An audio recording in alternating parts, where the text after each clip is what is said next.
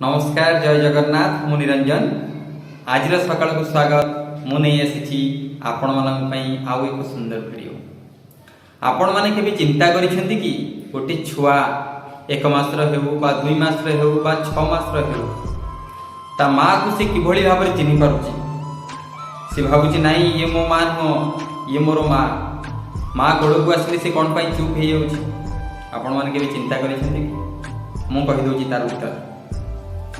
छुआटी जितेबाला माँ गर्भरे धीरे धीरे बढ़े से गोटे लिक्विड द्वारा परिपूर्ण ही थाए जो लिक्विड ना होउछि इम्यूनिटिक लिक्विड।